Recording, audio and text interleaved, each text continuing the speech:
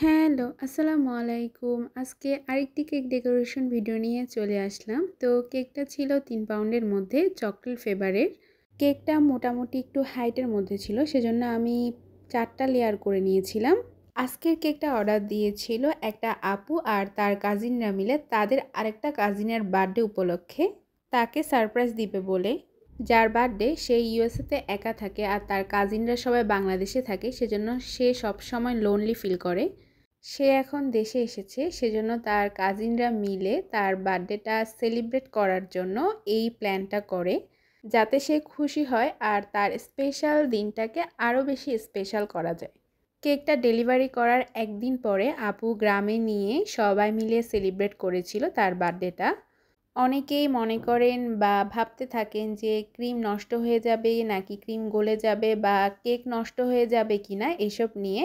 তাদের জন্যই একটা কথা বলছি, আমাদের কেকের কোয়ালিটি কিন্তু আলহামদুলিল্লাহ অনেক ভালো। এই যে আপুটা একদিন পরে কেকটাকে বাড়িতে নিয়ে গেল, তার কেকের কিন্তু কিছুই হয়নি বা কেকের কোয়ালিটি, কেকের ক্রিম সব কিছুই কিন্তু একদম পারফেক্ট ছিল। আর আপুটা কিন্তু অনেক সুন্দর করে আমাদের সাথে রিভিউ শেয়ার করেছে আর আমি রিভিউটা কিন্তু পোস্ট করে দিব।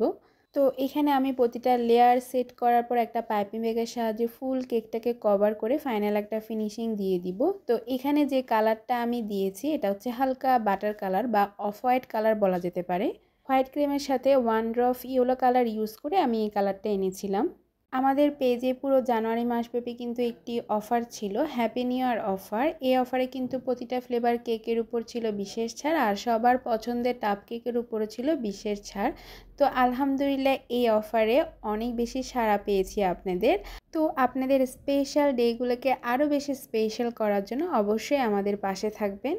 আপু আমাকে রেফারেন্স পিকচার যেমনটা দিয়েছিল ওরকমভাবে আমি এখানে হোয়াইট চকলেট দিয়ে ড্রিপিং দিয়ে দিচ্ছি আর উপরেও হোয়াইট চকলেট দিয়ে দিচ্ছি। তো আমি এখানে হোয়াইট চকলেটের সাথে ব্লু কালার ইউজ করে এটা করেছি।